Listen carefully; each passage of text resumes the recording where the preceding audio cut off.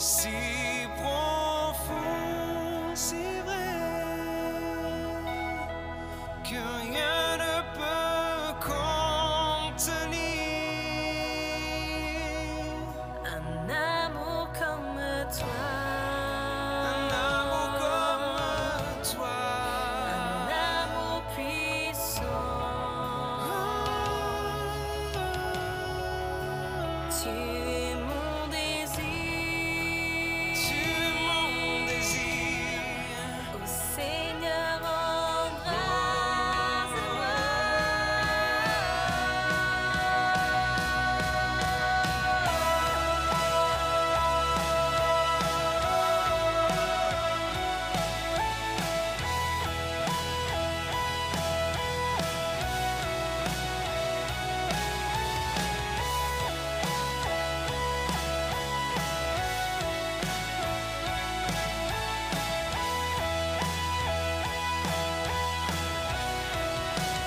Que mon cœur brûle d'amour, que ma passion déborde, que ma vie t'exalte. Je veux plus de toi. Que mon cœur brûle d'amour, que ma passion déborde, que ma vie t'exalte. Je veux plus de toi.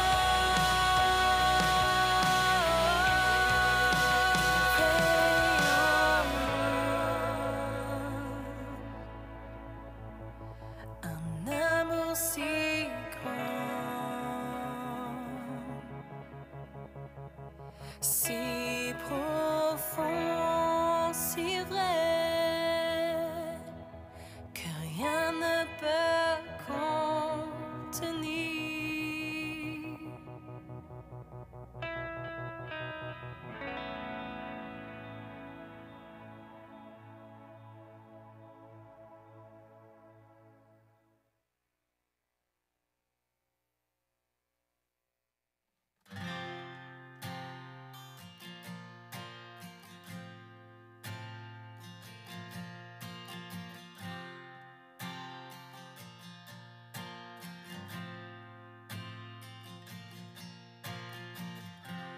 Je vois les cieux envahir ce lieu. Je vois les anges qui proclament ton saint nom. Oh, je t'adore, oui, je t'adore. Je te donne l'honneur, oh mon Jésus. Je vois ta gloire descendre sur ce lieu. L'espoir qui restaure, qui guérit toute maladie. Oh, je t'adore, oui, je t'adore. Je te donne l'honneur, oh mon Jésus. Te rendons gloire et tout l'honneur. Tu es le Dieu pour qui nous vivons. Te rendons gloire et toute la louange.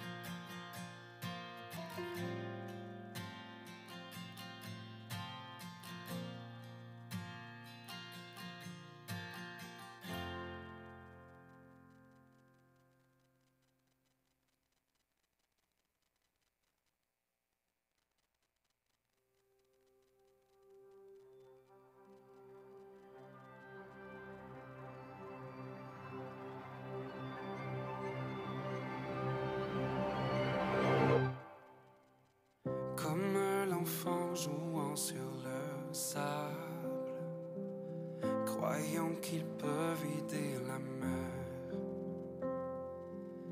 Je me tiens devant l'inexprimable, l'amour plus grand que l'univers. Tu es Dieu, éternel et infini. Tu es Dieu, qu'aucun mot ne peut décrire. Mais j'essayerai encore.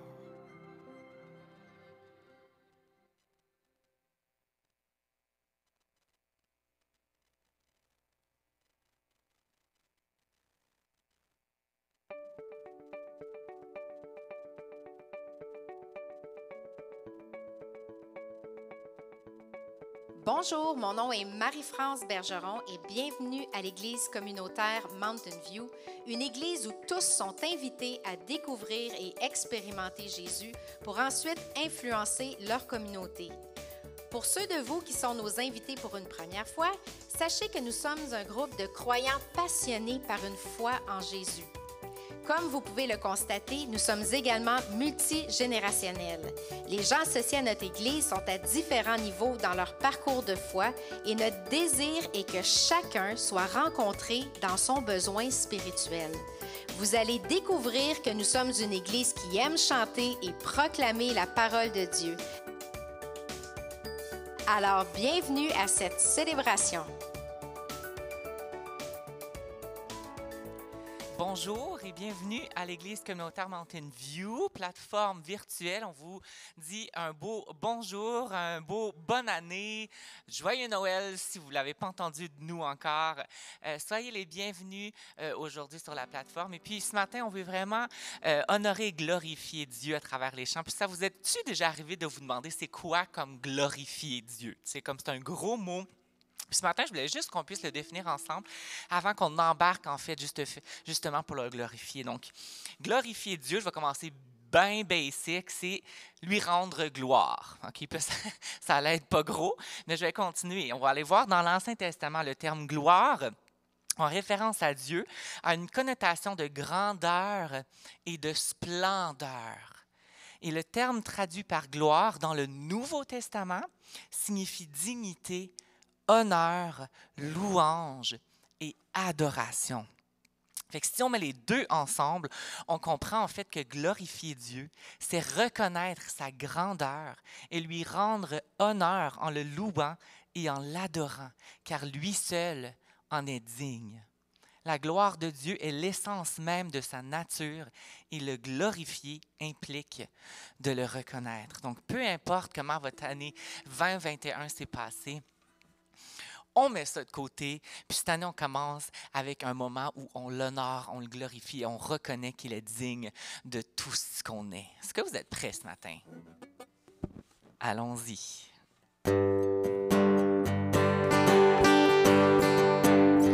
La force est pour celui qui se confie, repose en l'Éternel, oui, en l'Éternel.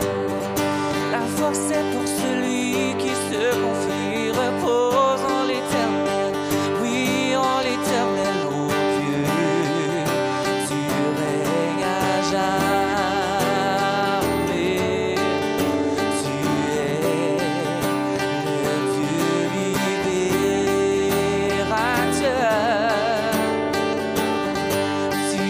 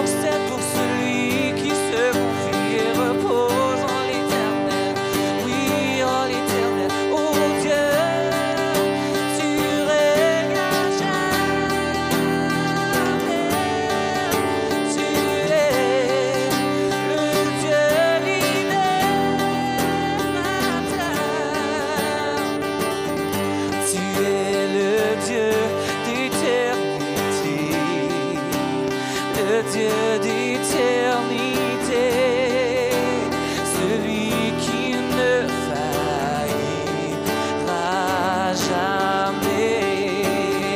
Tu soutiens le cœur affligé, le cœur découragé, tout comme l'air, je peux m'élever. Je peux m'élever, car tu es ma force. C'est toi qui me relèves. Je peux m'élever, car tu es ma force. Tu me relèves. Tu me relèves.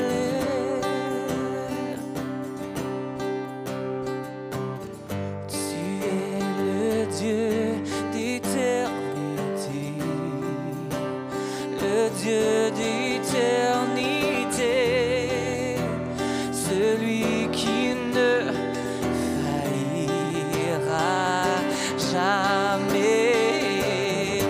Tu soutiens le cœur affligé, le cœur découragé, tout comme l'air, je peux m'élever.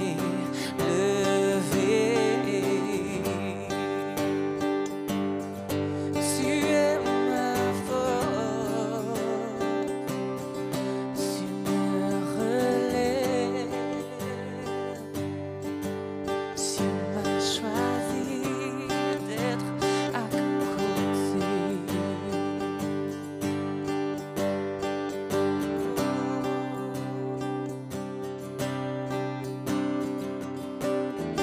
Qui suis-je pour que le roi des cieux m'ouvre ses bras? Perdu mais trouvé par sa grâce, son amour pour moi, son amour pour moi. Il m'a libéré, ma dette est payée. Je suis enfant de Dieu, je suis à lui. Il m'a racheté à la croix grâce insondable. J'étais esclave du péché, mais il m'a sauvé. Mais il m'a sauvé. Il m'a libéré. Ma dette est payée. Je suis enfant de Dieu. Je suis à lui. Et dans sa maison, j'ai trouvé ma place. Je suis enfant de Dieu. Je suis à lui. Je suis choisi et affranchi. En toi, je sais qui je suis. Tu es pour moi, pas contre moi. En toi, je sais qui je suis. Je suis choisi et affranchi. En toi, je sais qui je suis. Tu es pour moi, pas contre moi. En toi, je sais qui je suis. Oui, en toi, je sais qui je suis. En toi, je sais qui je suis. Il m'a libéré.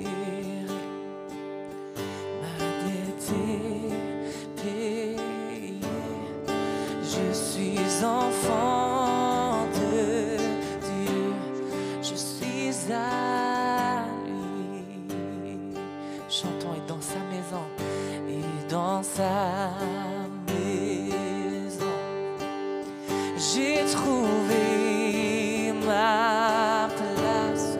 Je suis enfant de Dieu. Je suis à lui. Oui, je suis enfant de Dieu.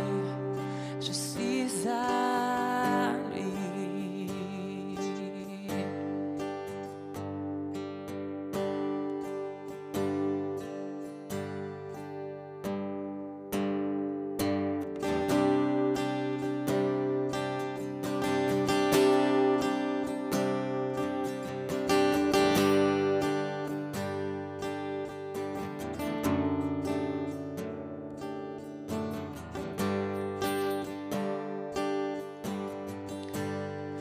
Tu es ma force,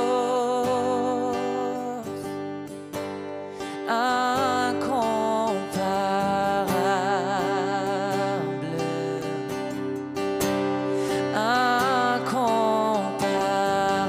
incomparable.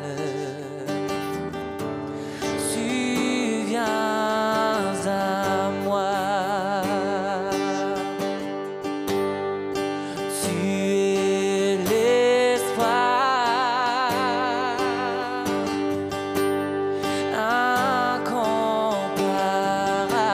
incomparable,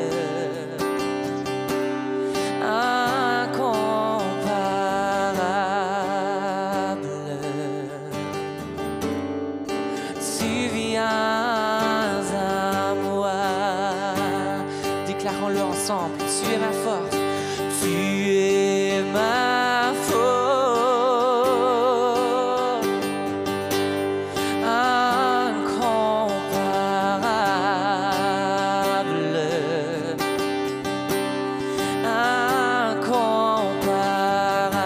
incomparable.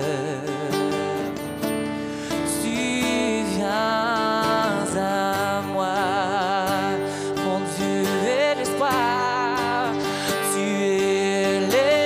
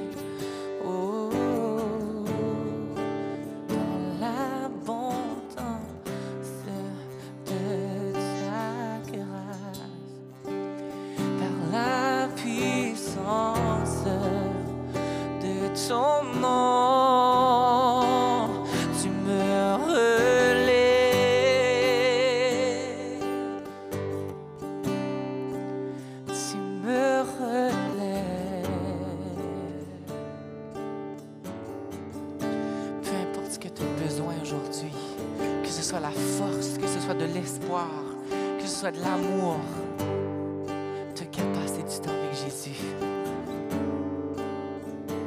Parce que toutes ces choses-là, dans l'abondance de ta grâce, dans la puissance de ton nom, tu me relèves.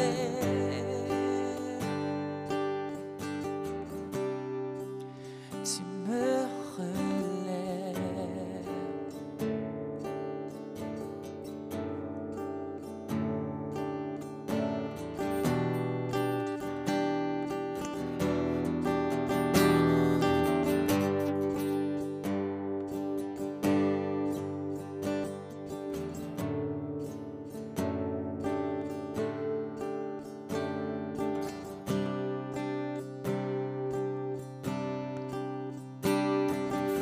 Me voici à genoux devant toi, j'abandonne tout, j'abandonne tout. Mon seul désir, alors que tu m'attires, c'est d'être avec toi. Oui, c'est d'être avec toi. Je m'abandonne.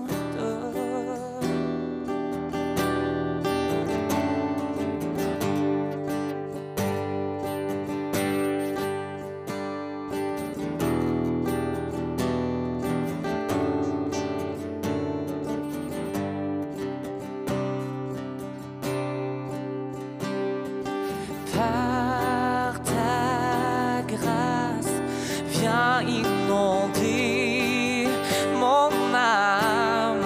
J'ai besoin de toi. J'ai besoin de toi.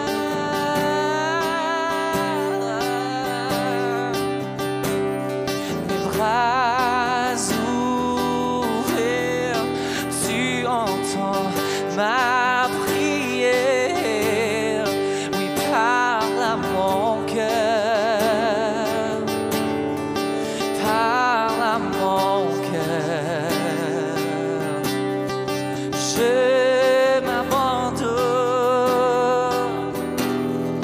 Je m'abandonne. Oh, je veux te connaître plus. Je veux te connaître. Chantons, je m'abandonne. Je m'abandonne. Oh, je m'abandonne.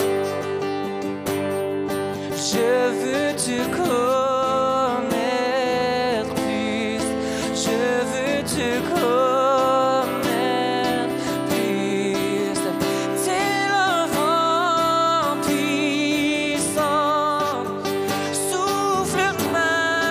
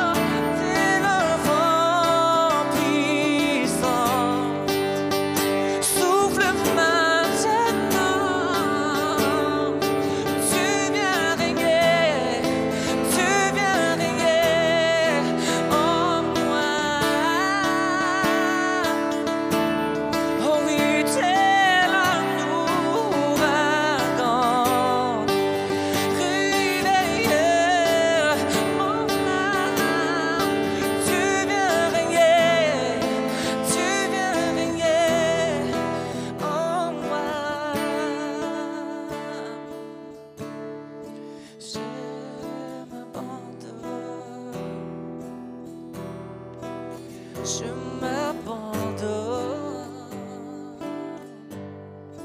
Je veux te connaître plus. Je veux te connaître plus. Viens faire ton œuvre en moi. Je m'abandonne. Je veux te connaître plus. Je veux te connaître plus.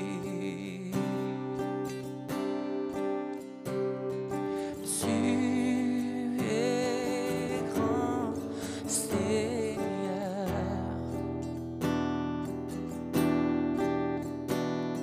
Tu es grand, Seigneur. Déclarons-le tous ensemble. Tu es grand, Seigneur.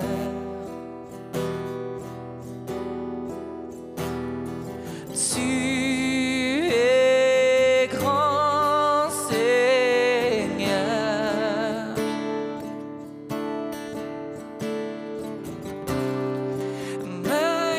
Magnifique, digne de louange. Tu es grand, Seigneur.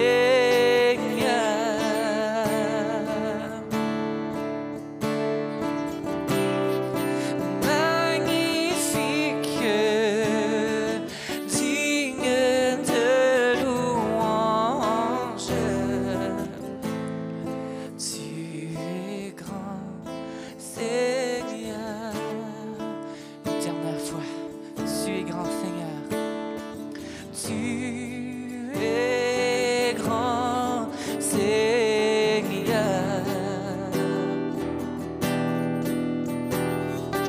Tu es grand, Seigneur.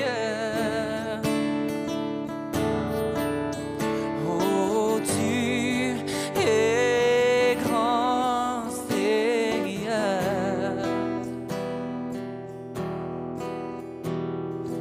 Tu es grand, Seigneur. Tu es grand. Tu es grand, Seigneur. Tu es grand. Tu es grand, Seigneur.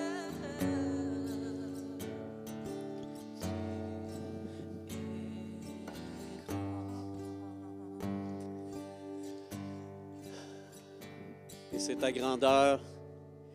ta grandeur que nous voulons connaître, découvrir. Seigneur, tu es une source pour nous, une source de merveille, d'abondance, de bénédiction, certes. Mais ce ne sont pas à tes dons, à tes cadeaux que nous voulons regarder, mais c'est à toi. Toi qui es incomparable, comme nous l'avons chanté. Tu es aussi insondable, mais quand même, Seigneur, élève-nous vers toi, tourne nos regards vers toi, que par ton esprit, nous désirions jour après jour, à chaque moment, te connaître, te bénir et ainsi te faire connaître autour de nous, Seigneur. Bénis ces instants que nous passons tous ensemble dans la communion, même si ce n'est pas physiquement, nous sommes unis en esprit. Par la puissance du nom de Jésus, nous formons un même corps, un seul peuple, une famille. Et nous prions, Seigneur, qu'en dépit des restrictions qui sont présentes, que par ton Esprit Saint, nous soyons comme si nous étions les uns en présence des autres.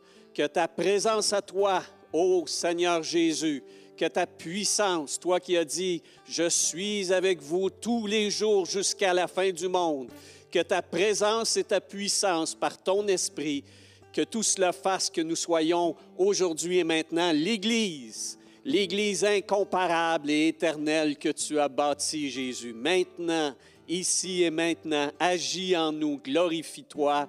Dans le nom de Jésus, nous avons prié. Amen. Amen. Et amen à la maison comme ici présentement. Merci beaucoup, André. Merci.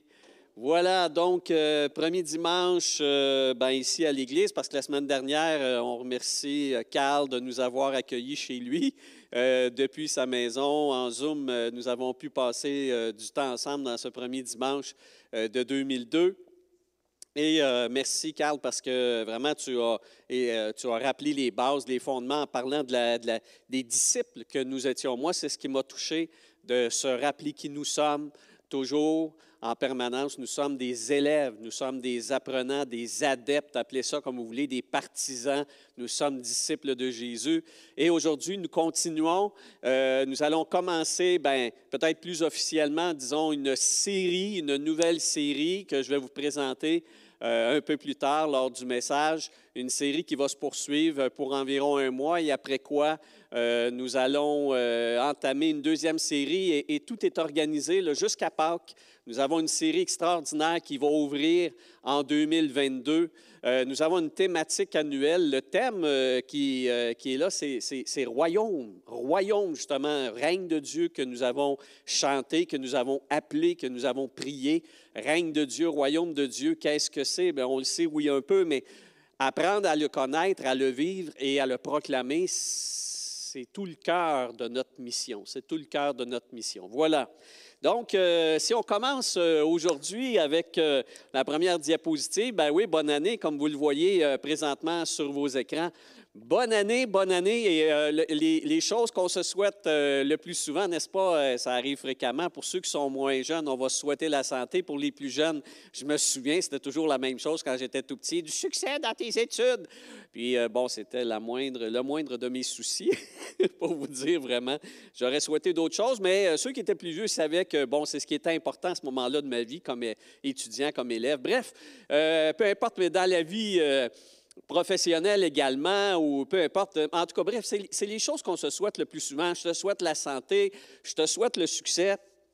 Mais les souhaits qu'on reçoit en début d'année, entre vous et moi, là, on va se parler intimement ce matin, entre vous et moi, là. Est-ce que ça change quelque chose? Je ne peux pas, là, je pose la question comme ça. On va se souhaiter la santé, on peut se souhaiter la fortune. On peut se souhaiter toutes sortes de choses. Est-ce que les souhaits, ils changent quelque chose? Je vais dire, drôle de réflexion, c'est pas gentil, puis tu es cassé de party un petit peu. Oui, c'est bien quand même de se souhaiter. Vous savez, même dans la Bible, d'ailleurs, ils se saluent en se souhaitant la paix. Hein, les Juifs disent « Shalom, la paix soit avec toi ». Mais c'est une façon de faire descendre la paix de Dieu sur quelqu'un quand on le salue selon les Juifs. Mais bon, moi, je voulais plutôt ouvrir comme ça sur ce qu'on a entendu beaucoup dans les derniers temps. Puis d'ailleurs, vous savez, la norme dit qu'on peut se faire des souhaits jusqu'à la fin du mois de janvier. Donc, je ne vous empêche pas de faire des souhaits à votre entourage, de les bénir, hein, de leur rappeler le bien sur eux. Mais vraiment, on se pose la question. Est-ce que tout ça, ça change quelque chose? Ce matin, dans la presse, si vous avez la presse plus, on parle des résolutions. Hein, ça, c'est une autre chose. Hein, on parle des souhaits. Les souhaits, est-ce que vraiment ça change quelque chose de souhaiter la santé à quelqu'un? Est-ce que ça va l'empêcher? Je ne sais pas. Deuxième chose, est-ce que le fait de faire des résolutions, ça change quelque chose? Bien, non, ça ne va rien changer. C'est un peu ce que les lologues et les experts disaient ce matin. Ça ne va rien changer parce que ça prend... Il y a des exigences importantes pour le changement de comportement. On peut dire, je vais arrêter de me choquer, je vais arrêter de crier après mes enfants, je vais cesser de faire ceci ou je vais faire plus de cela. C'est beau les résolutions, mais c'est pas magique. C'est comme les souhaits, c'est pas magique. C'est pas parce que je souhaite la santé à quelqu'un qu'il y a de quoi qui change. C'est pas parce que je lui souhaite le bonheur qu'il va nécessairement l'avoir. C'est un processus, tout ça. Même chose pour les résolutions. Alors, donc, on commence par une grande réflexion. Vous voyez, c'est le début de l'année 2022. Prochaine diapositive, Camério. Hein, c'est pour ceux qui connaissent Bobino. Pour 2022, hein, parlons encore. Je m'en viens, là, je pose les bases de mon message. Pour 2022, savez-vous que plus du tiers des Canadiens, et là, je m'adresse à André ici, qui est notre représentant, et 50 des 18 à 34 ans, vous êtes là-dedans, mon frère? Alors, pour 2022, plus du tiers des Canadiens et 50 des 18 à 34 ans. Quoi? Camario? Croient que leur destin est prédéterminé. C'est suite à des enquêtes sérieuses, là. Donc, un tiers des Canadiens et 50 des 18-34 ans pensent que leur destin pour 2022 est déjà écrit, qu'il est connu des astres, il est écrit dans le ciel et qu'il peut leur être révélé. Ça s'appelle comment, ça? L'astrologie. L'astrologie et autres formes de voyance, parce que tout ça tient un petit peu ensemble. Et j'écoutais, et ça, c'est encore dans les journaux, il y a quelques jours. Évidemment, on est en début d'année, puis si vous allez dans les librairies, peu importe, le voyez, là, sur le comptoir d'accueil, il y a toujours un genre de pyramide à l'entrée. Hein? Il y a des livres, les best-sellers, puis les sections pour 2022, etc., là, autant les livres sur les résolutions ou comment changer son alimentation ou comment se mettre à faire plus d'exercice. On va trouver également les séries de prédictives, là, les grands médiums et annonciateurs, etc., etc., là. C'est fou de penser que dans notre civilisation, où tout le monde quand même est au-delà des anciennes croyances primitives à l'effet que, on va s'entendre, là, la matière, je vais parler ici, là, la table, le papier de ma Bible, le sol, le plancher en bois, les roches, les pierres, tout ça est inanimé, hein? Nous ne sommes pas des animistes. Les animistes, c'était dans les temps primitifs, on va trouver ça dans les tribus, ils croient que les arbres, la lune, ils croient que les objets, la forêt, ils croient que ça vit ça, ils croient que ça a un esprit, ils croient que ça a des forces. C'est toujours comme ça. Ça, c'est l'étape 1 de la civilisation humaine, là, quand on fait de l'anthropologie, c'est-à-dire l'étude de l'humain. La base de la croyance, c'est de penser que ce qui est autour de nous en termes de matière, le minéral peut penser, la roche, elle pense, la montagne pense, etc. Bon, là, on est rendu en 2022, là. Hein? On est rendu en 2022. Bien, 50 des 18 à 34 ans croient que les bulles de feu, là, les soleils qui brûlent dans le ciel, les étoiles, bref, qu'elles sont des êtres pensants, qu'elles sont des divinités et qu'elles ont une influence sur notre vie. Ça donne un coup, me semble, sur la civilisation moderne. Ne trouvez pas? Moi, j'aurais honte. André, j'aurais honte. Non, mais donc, et j'entendais cette semaine, je poursuis là-dessus, puis je conclus, j'entendais cette semaine une journaliste qui disait, parlant justement de la montée de l'astrologie et de tous les phénomènes de voyance et de médiumnité chez la nouvelle génération, là, chez les montants, les 18-34 ans. Mais ça, vous savez, c'est la génération active, là. C'est celle qui crée le changement. C'est vrai, ça, André, hein? C'est celle qui crée le changement. Bien, imaginez, si 50 de cette génération-là qui crée le changement se fie aux étoiles pour leur destin, pour leur décision, ça va mal ça va mal à la shop. Ça va mal. Et donc, l'animateur d'une émission que j'écoutais à la radio disait, mais comment on peut expliquer ça qu'une génération quand même qui a été élevée avec la science, une génération quand même beaucoup plus instruite que les générations précédentes, ils vont à l'université pour une bonne partie d'entre eux, au moins au cégep, ou en tout cas, ils ont leur secondaire 5, là, pour ce que ça vaut, mais quand même, ils en ont appris suffisamment pour savoir que la science, c'est la science, etc., puis que les objets inanimés ne sont pas vivants, puis que des astres qui sont là, puis qui illuminent l'étendue dans la nuit, ce ne sont pas des êtres, ça, ce ne sont pas des divinités, elles n'ont aucun effet sur nous. Comment ça se fait donc? Comment ça se fait que ces 18-34 ans-là croient à l'astrologie? Puis ils filent leur vie là-dessus. Et la journaliste de répondre, puis elle-même disait qu'elle-même, elle adhérait à ça. Elle a dit, bien, vous savez, l'astrologie, c'est plus inoffensif que le christianisme. Il y eut un silence gênant. Parce qu'eux disent, quand on voit tout ce que les églises ou les religions ont fait de mal, ça ne donne pas trop le goût d'aller puiser à cette eau-là quand on a besoin d'étancher son âme. Oh, ça fait mal. Ça fait mal. Parce qu'ils ont besoin. les 18-34 ans, où tous les humains ont besoin d'assouvir l'angoisse existentielle. Hein? C'est quoi l'angoisse existentielle? C'est de se poser des questions sur son devenir. On se pose tous des questions. Et on a besoin, même les chrétiens, hein, en passant, même les chrétiens, là, parce que, vous savez, est-ce qu'on peut remontrer à l'écran la dia, là, celle-là? Bien, je ne sais pas s'ils l'ont, là. Tu sais, 1, 2, 3, là.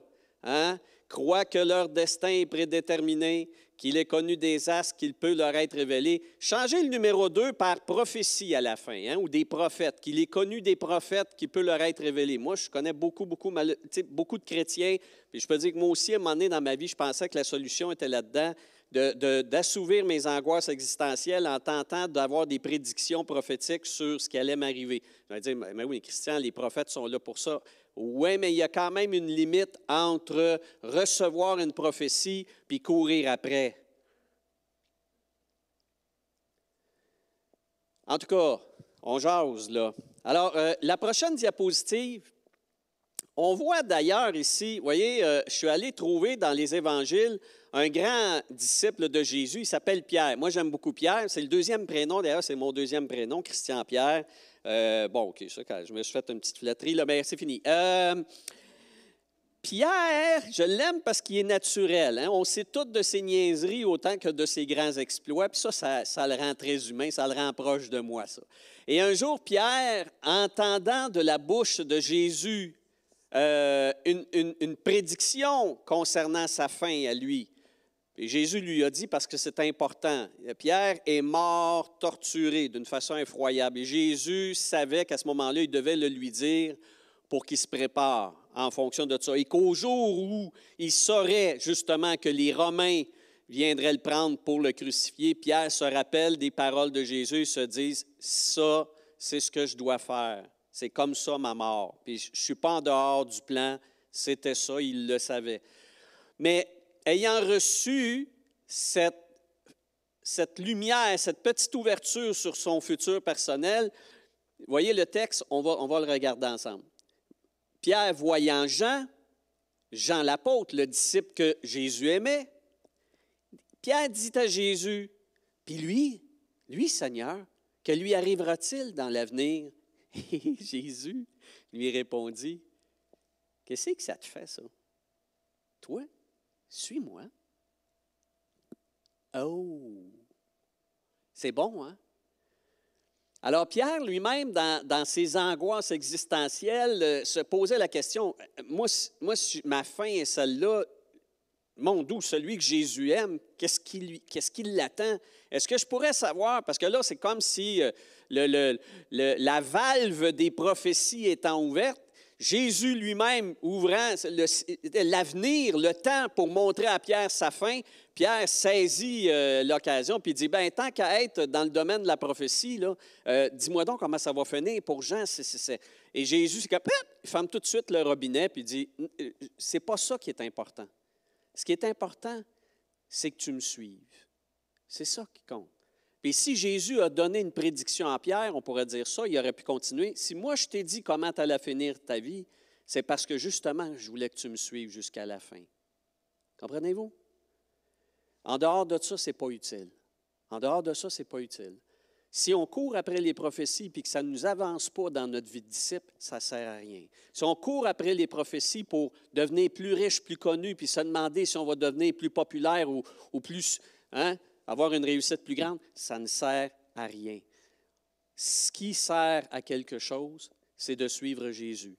Et la grande majorité d'entre nous, nous n'allons pas avoir droit à des prophéties parce que ça ne sera pas important, parce que ça ne sera pas essentiel, parce que ça ne changera rien à l'essentiel qui est de suivre Jésus. Diapositive suivante. Je pense que c'était juste ma réflexion et j'aimerais qu'on garde ce petit mot-là en tête.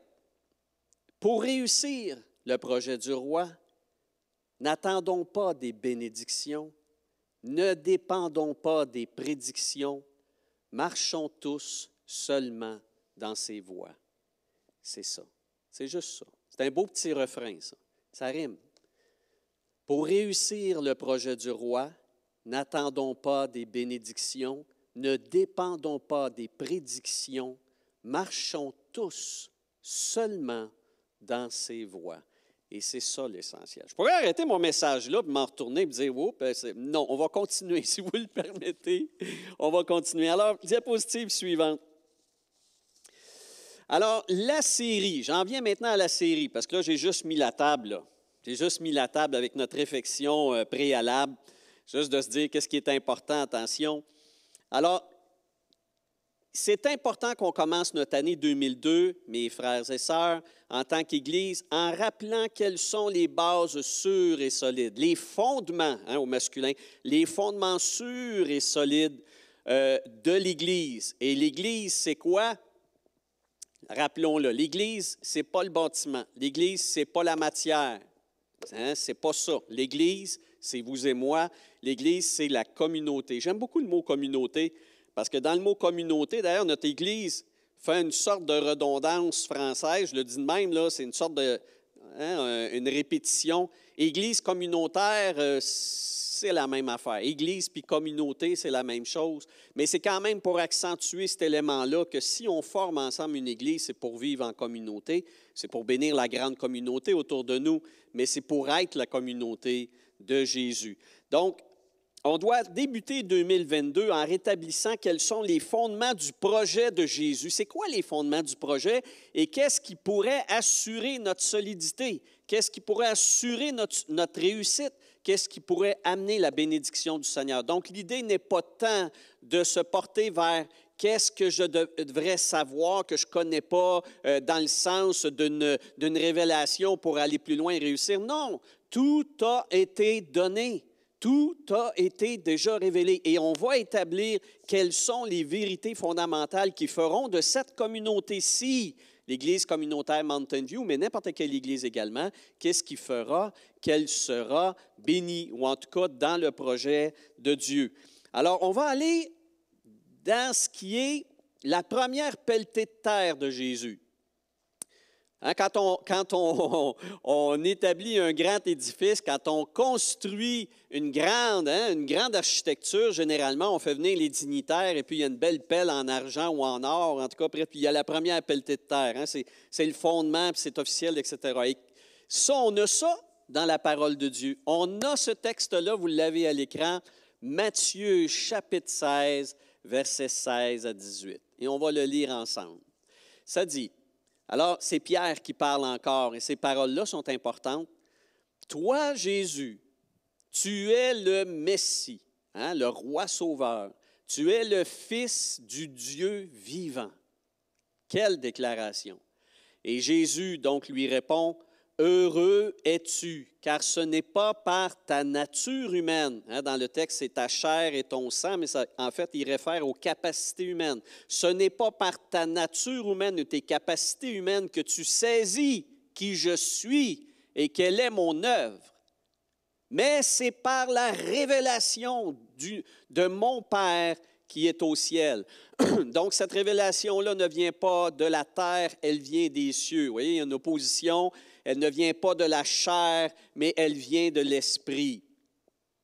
Et moi, dit Jésus, je te dis que tu es Pierre et que sur cette pierre de ton témoignage, de ce qu'il vient de dire, ce que Pierre vient de dire est fondamental. Eh bien, Jésus dit, sur la base de cette pierre-là qui est établie sur ton témoignage, je construirai ma communauté. Sur cette base-là, je construirai ma communauté. Prochaine diapositive. Alors, le bloc de base, l'assise, la footing du bâtiment qui est l'Église, si on veut, bâtiment spirituel, c'est le témoignage à l'égard de Jésus, le témoignage envers Jésus.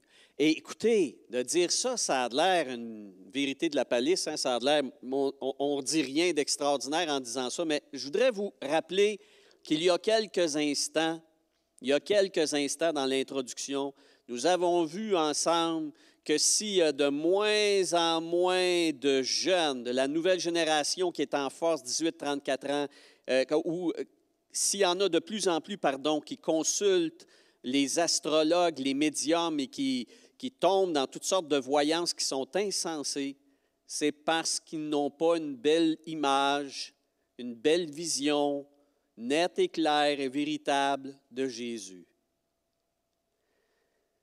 C'est ça.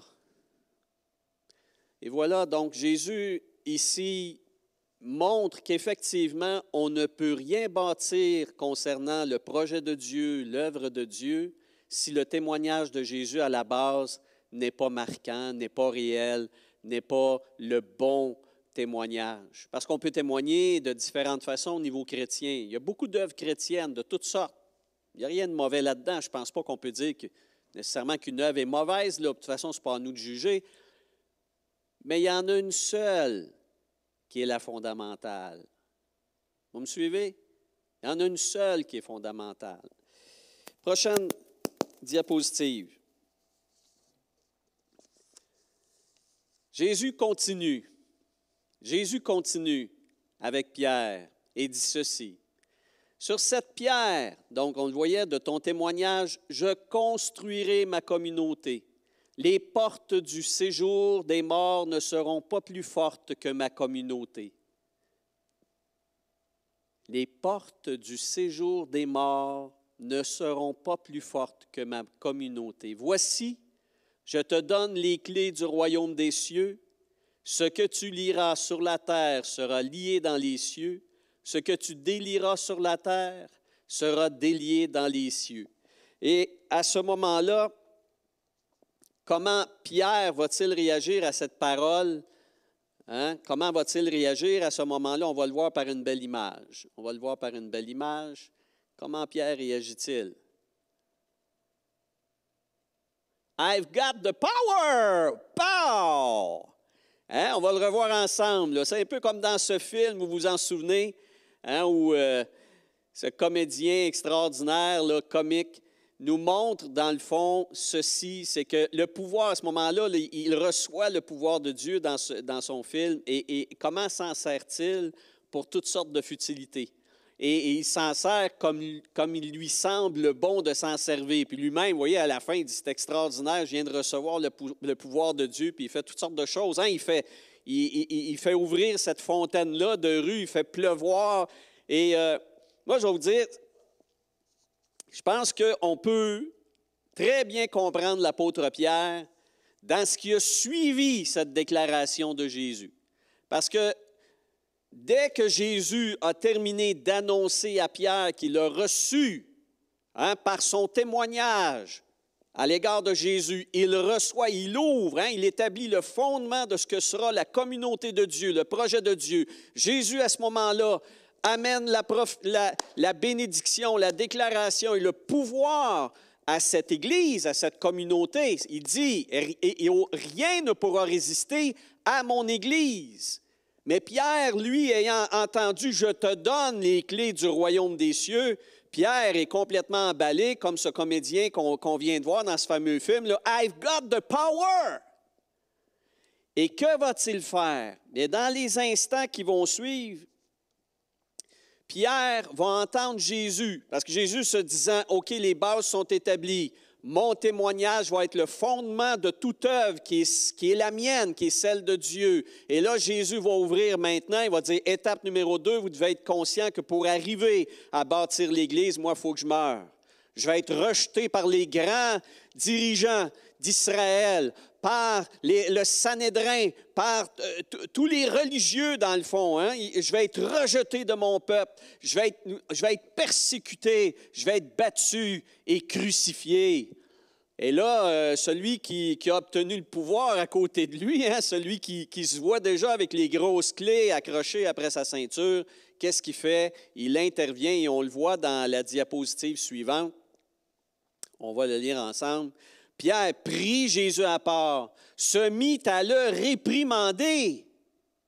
Le texte dit, ou à le rabrouer. Il dit, qu'est-ce que tu fais là? À le réprimander sévèrement. Imaginez, le disciple qui parle dans le caisseur à son maître. C'est grave, là. Là, tu dis, il fait un power trip, vous avez absolument raison. Comment ça? Ben, parce qu'il vient de recevoir des grosses clés, le gars, là. Et lui, là, Attention, là, du haut de son autorité.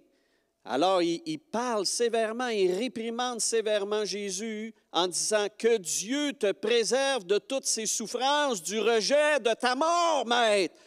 Non, ces malheurs ne t'arriveront jamais. » Tiens, il fait des déclarations maintenant. « Oh boy! Hein? Déclaration.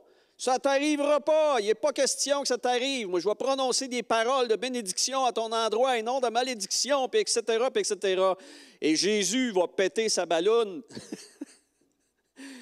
Jésus va dire, mais Jésus se retourna et dit à Pierre, « Arrête d'être après moi adversaire de Dieu. » On a traduit Satan, mais le mot, littéralement, c'est adversaire de Dieu. Il n'est pas en train de traiter Pierre de Satan. Ce n'est pas Satan qui est après lui. C'est un homme qui se pense mieux que Jésus. C'est un homme qui pense que par le pouvoir qu'il vient de recevoir, par le don reçu de Dieu, par l'onction, vous mettez tous les termes, là.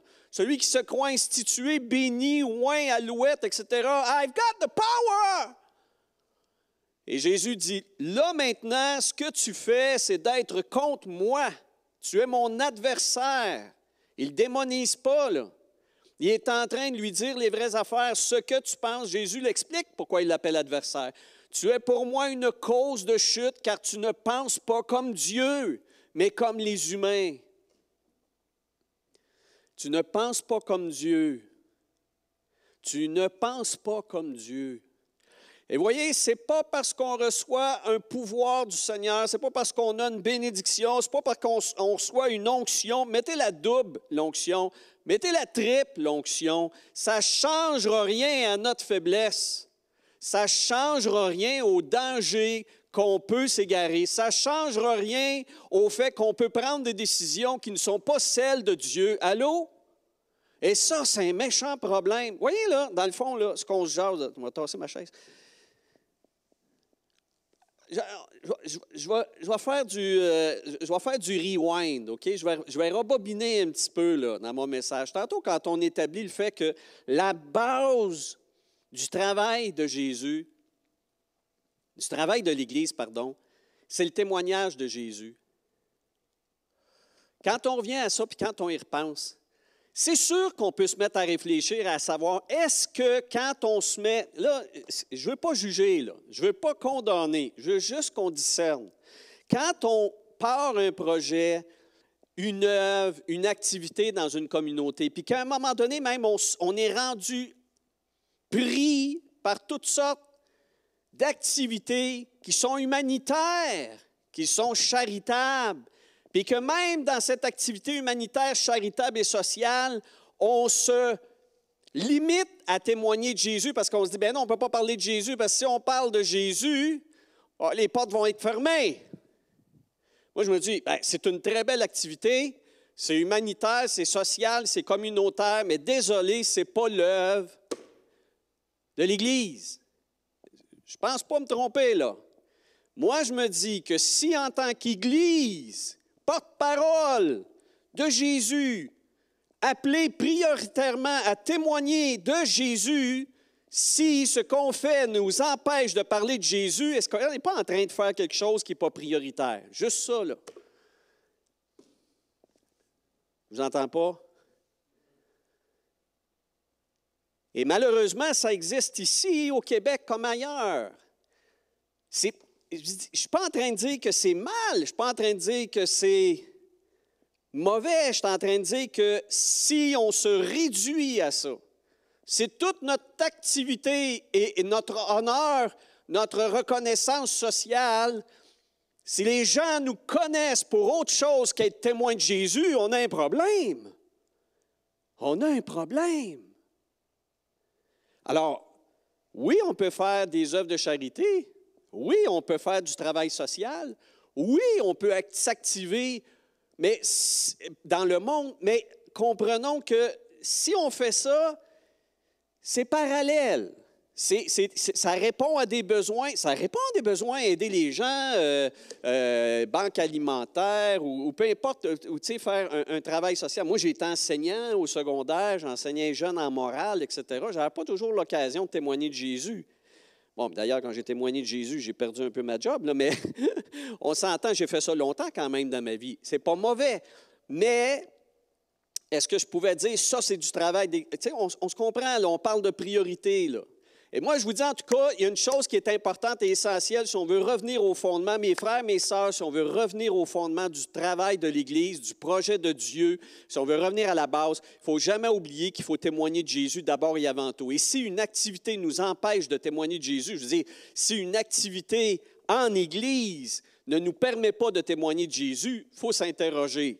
On peut continuer à le faire, mais il faut peut-être se dire, il ne faudrait peut-être pas autant investir là-dedans, parce que ce monde a besoin de connaître Jésus. Vous êtes d'accord? Ce monde a besoin de connaître Jésus pour arrêter d'aller voir Jojo Savard, pour arrêter d'écouter n'importe quel médium, puis de se fier à l'horoscope. Qu'on ait une angoisse existentielle, j'en conviens, on est tous humains, mais qu'on en aille l'assouvir à des sources corrompues, c'est épouvantable. Le seul à désaltérer, la seule source d'eau vive, c'est Jésus. Et cette société québécoise instruite a besoin de connaître Jésus.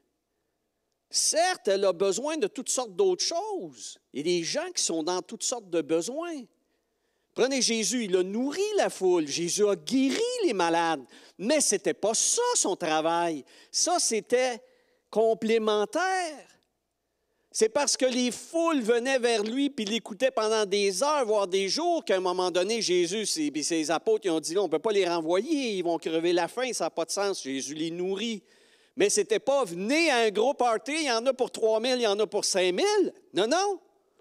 C'était pas ça, là, l'idée. C'était pas l'objectif. Donc, je ne dis pas que c'est pas important de faire du travail parallèle ou de répondre aux besoins des gens, mais ce n'est pas ça le fondement de l'œuvre de l'Église communautaire Mountain View ou n'importe quelle Église. C'est le témoignage de Jésus. Et la deuxième chose, puis c'est ça, donc, ça conclut. Le deuxième élément, c'est que les pouvoirs qui nous sont conférés, on ne les a pas pour nous-mêmes.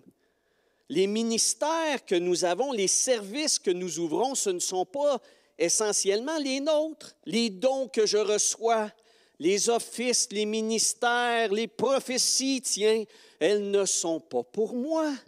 Elles ne sont pas pour développer mon pouvoir, mon ministère, ma réputation, ma reconnaissance. C'est pour Jésus. Il faut que ça soit soumis à Jésus. Voilà pourquoi, d'ailleurs, je pense que c'est dans la prochaine diapositive, mais on n'a plus le temps déjà, là.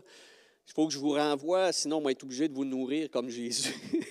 Mais de la prochaine diapositive, il y en a-tu une? La prochaine diapositive, oui, mais il y en a une.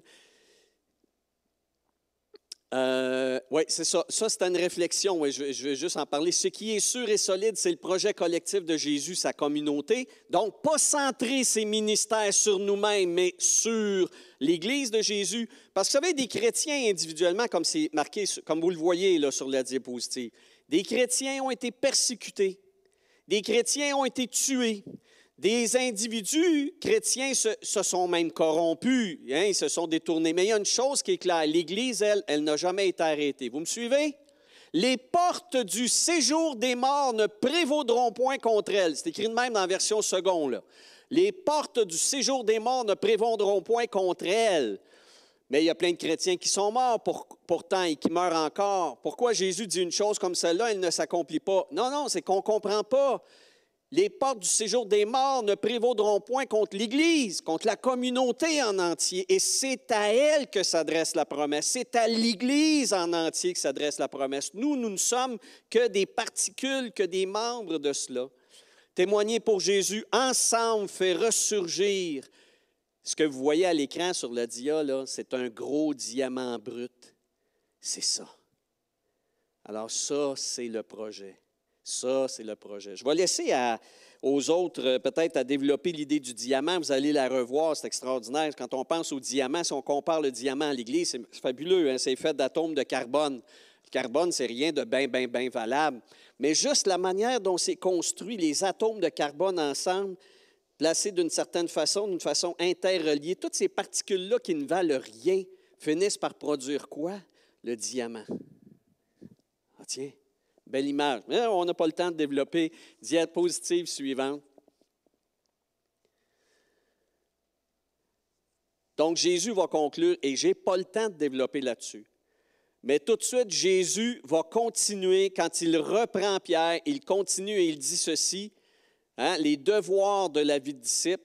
Jésus, d'une certaine façon, c'est comme s'il disait à Pierre, tant qu'à parler de ton pouvoir personnel, à toi, Pierre, comme personne et apôtre, non pas mon Église, mais toi personnellement, voici quels sont tes devoirs et tes responsabilités. Et Jésus va dire 3 choses. On les connaît. Ça revient dans les 3 premiers évangiles. Voyez, Pierre a cru quelques instants que les clés étaient pour son propre pouvoir. Jésus va donc rappeler les exigences qui maintiendront ses fidèles sur la base sûre et solide du témoignage à son endroit. Puis c'est la prochaine diapositive. Voilà. Matthieu 16, 24, Jésus va lui dire, « Pierre, tu dois renoncer à ton moi. Pierre, tu dois vivre au pied de la croix. Porter cette vision-là jusqu'à la fin de tes jours. » Quand il dit porter ta croix, c'est porter la vision de la croix. Humilité, renoncement, repentance, recevoir le pardon, vivre dans le pardon et la transformation et laisser la dernière, laisser Jésus en avant. Viens et suis-moi. Quand tu suis Jésus, Jésus est devant. Jésus est devant. Et vous voyez, ça, c'est l'appel individuel. Donc, c'est une façon où Jésus va dire à celui auquel il a donné les clés, c'est-à-dire, toi, Pierre, tu vas être le premier qui va ouvrir les grandes révélations du royaume de Dieu. L'apôtre Pierre va le faire dans Acte 2. Vous pouvez lire ça. Il a été le premier à proclamer les grandes vérités, appelant les nations, d'une certaine façon, à se convertir à Jésus. C'était ça, les clés. Pierre, lui, il a pensé qu'il y avait tout ça pour lui. C'était lui, l'Église, hein? On pourrait quasiment dire ça. Et Jésus va dire, non, toi, en tant que disciple, ta responsabilité, ton pouvoir, c'est celui de l'abandonner. C'est celui de t'abandonner. C'est celui de te détourner de toi-même. C'est celui de te déposer au pied de la croix constamment, à tous les jours. Et c'est celui de me laisser devant. Laisse-moi devant toi. Laisse-moi devant toi. Alors, mes frères et sœurs, c'est ça qu'on avait à se dire aujourd'hui. C'est une ouverture. Quel est le fondement sûr et solide sur lequel on peut faire une œuvre de Dieu? Je me suis emporté tout à l'heure, hein, c'est sûr, parce que voir ces vérités-là, voir ce qu'on a vu ensemble, le fait que la base, c'est le témoignage de Jésus et que les pouvoirs que nous recevons ne sont pas à nous, mais sont pour les autres et sont pour Jésus. C'est sûr, ça nous amène à penser à toutes sortes d'expériences néfastes, à des situations malheureuses. Et on en a peut-être tous vécu. Moi, j'en ai vécu des expériences. J'ai été même l'auteur d'erreurs comme celle même que j'ai dénoncée, à ne pas aller sur les bons fondements, à ne pas prioriser ce qui est essentiel, le témoignage de Jésus, puis même de penser que ce que j'avais reçu du Seigneur, hein, je pouvais l'utiliser, sans trop penser comment est-ce que Dieu veut que je fasse les choses. Hein, de me dire, si j'ai reçu ce don-là, c'est « Ah ouais, let's go, on passe à l'attaque », sans réfléchir à comment Dieu voulait faire ça. Mais c'est dommage. Mais il faut qu'on revienne à la base. Vous êtes d'accord? Le début d'une année, c'est le temps de revenir aux essentiels. Et ce moment-ci ensemble est venu de nous placer devant le Seigneur. Et on va rappeler cette pensée que j'ai écrite pour vous. On va remettre la diapositive de tout à l'heure. Voilà. Pour réussir le projet du roi, n'attendons pas des bénédictions. Ne dépendons pas des prédictions. Marchons tous seulement dans ses voies. Et je vais inviter André à revenir ici en avant pour chanter « Il m'a libéré, ma dette est payée ». J'aimais ça quand j'entendais ces paroles, je les lisais avec vous à l'écran, je les chantais, je me disais, c'est tout ça le projet, c'est de savoir qu'on est libéré, que notre dette est payée. Pourquoi? Parce qu'on est venu une fois dans notre vie à la croix. On est venu à la croix et Jésus a dit ça, c'est ça, chaque jour, tu dois venir à la croix. Et dans sa maison, j'ai trouvé ma place. On chante ça, dans sa maison, j'ai trouvé ma place. C'est l'autre vérité, c'est de dire, et tout ce que j'ai reçu, c'est pas pour moi personnellement, c'est pour les autres, c'est pour l'Église. C'est elle, le projet de Dieu. C'est pas ma vie essentiellement. Quoique oui, le Seigneur a des projets pour ma vie. Mais s'il a des projets pour ma vie, c'est parce qu'il veut en faire bénéficier son projet à lui. Alors chantons ensemble de nouveau ce chant, retrouvons l'essentiel, revenons aux vérités de base, replaçons les assises de l'œuvre de Dieu. Voyons combien, oui, nous sommes précieux, mais ensemble, nous formons le diamant de Dieu. Amen. Qui suis-je pour que le roi des cieux m'ouvre ses bras? Perdu mais trouvé par sa grâce, son amour pour moi, son amour pour moi. Il m'a libéré, ma dette est payée. Je suis enfant de Dieu, je suis à lui. Il m'a racheté à la croix grâce insondable. J'étais esclave du péché, mais il m'a sauvé. Oui, il m'a sauvé. Oh, il m'a libéré. Ma dette est payée. Je suis enfant de Dieu. Je suis à lui. Chantons et dans ma maison.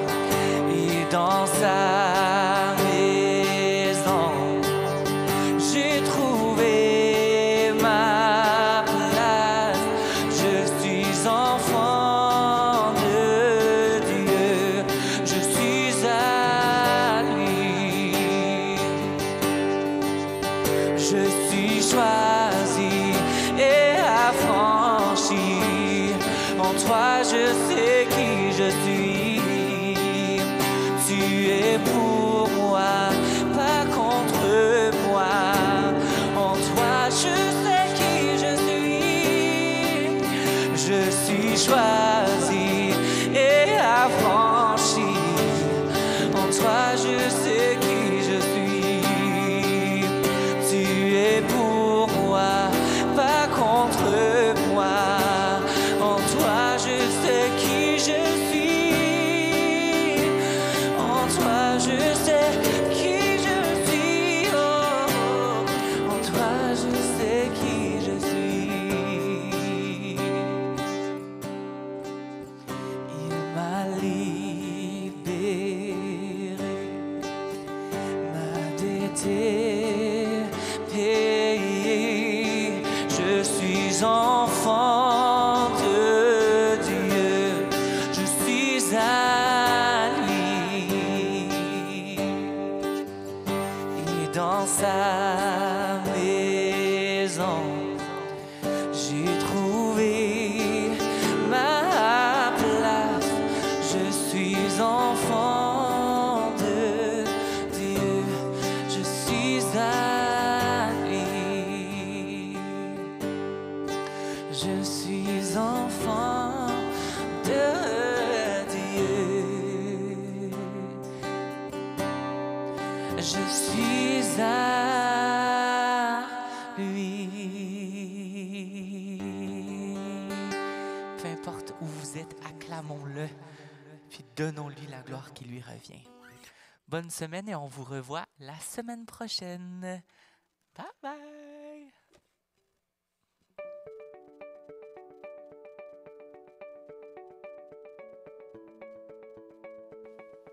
Merci d'avoir participé au service de l'Église communautaire Mountain View. Quel plaisir de pouvoir louer Dieu avec vous ce matin. Si vous voulez écouter ce message à nouveau ou encore trouver la banque de tous nos messages, visitez notre site web au www.ecmountainview.org et trouvez l'onglet Enseignement. Vous y trouverez tous les messages en version vidéo et en version podcast. Pour toute autre question, veuillez nous contacter par courriel à info@ecmountainview.org.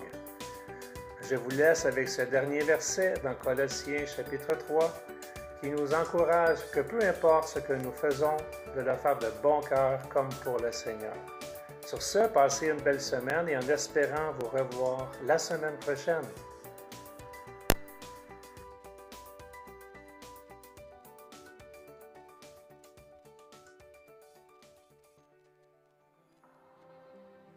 Qui pourrait dire ta beauté? Des millions d'anges louent ta splendeur, mais tu te plais à m'écouter. Tu es Dieu, éternel et infini. Tu es Dieu, qu'aucun mot ne peut décrire. Oh, tu es Dieu, éternel et infini. Tu es Dieu, qu'aucun mot ne peut décrire. Mais j'essayerai encore. Mes mots sont imparfaits, mais je continuerai. J'essayerai encore. Oui, pour l'éternité, nos chants vont résonner. J'essayerai encore. Mes mots sont imparfaits, mais je continuerai. J'essayerai encore. Oui, pour l'éternité, nos chants vont résonner. J'essayerai encore. Mes mots sont imparfaits, mais je continuerai. J'essayerai encore. Oui, pour l'éternité, nos chants vont résonner.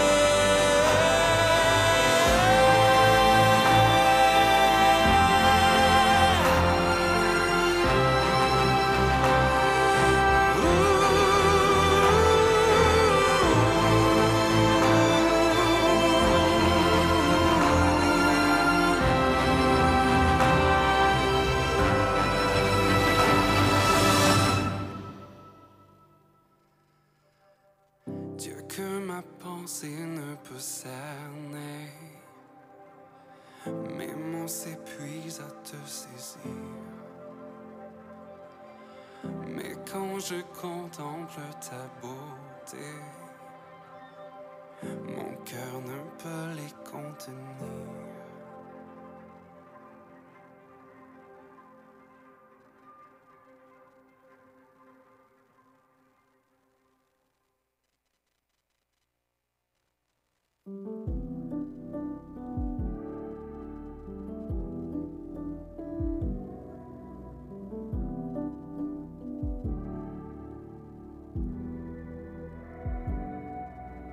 Je me repose en toi. Tes promesses sont inépuisables. Ce pas